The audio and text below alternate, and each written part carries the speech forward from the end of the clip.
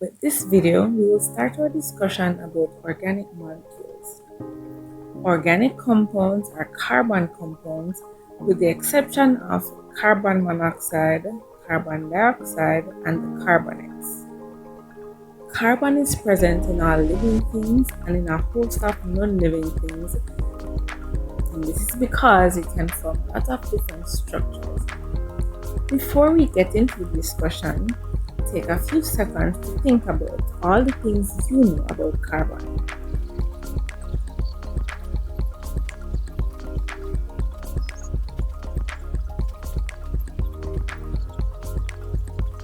I'm sure you would think about the symbol. Carbon is represented by a C. You know its atomic number is 6, and it has an electronic configuration of 2,4.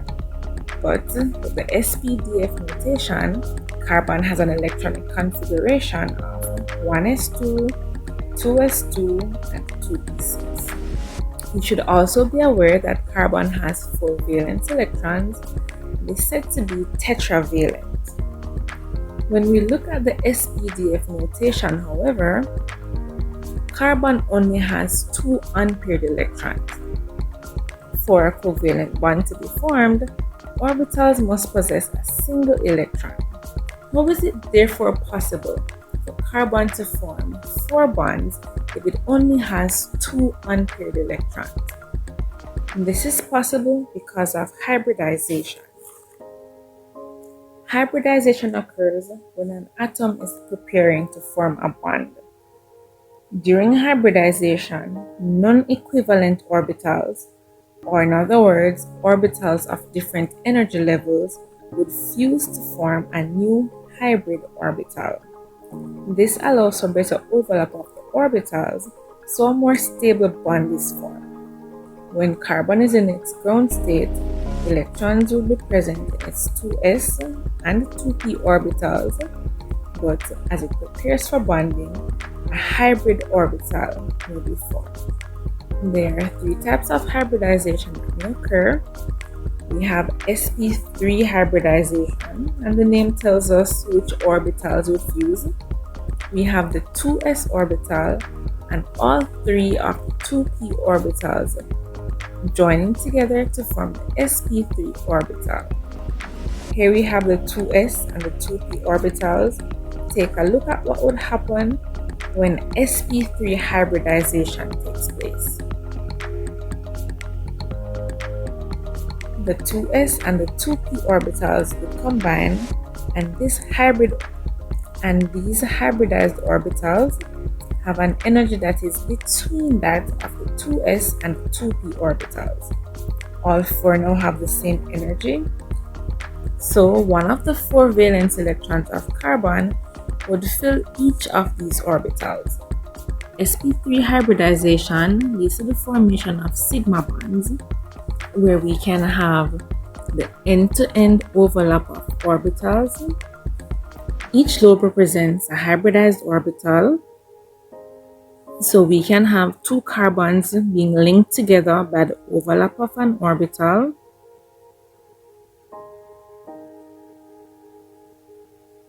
And we can have an overlap of the remaining orbitals with the 1s orbital of a hydrogen atom.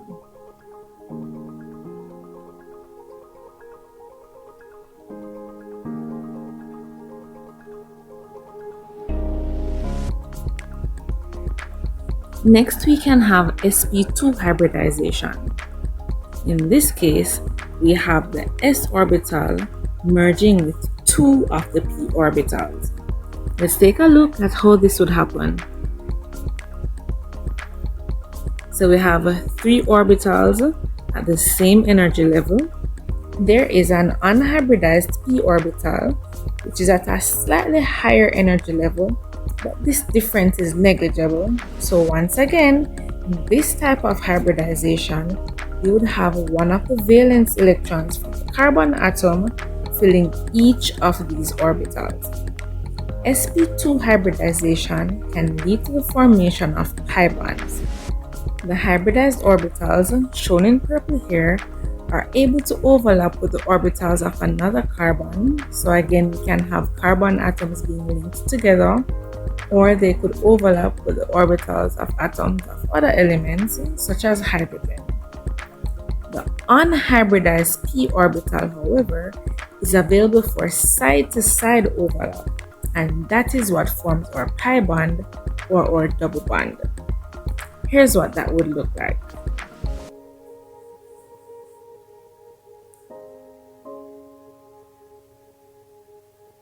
The third type of hybridization that we'll discuss is sp hybridization. In this case, the 2s orbital merges with one of the p orbitals. Here's what it would look like. We now have two unhybridized p orbitals.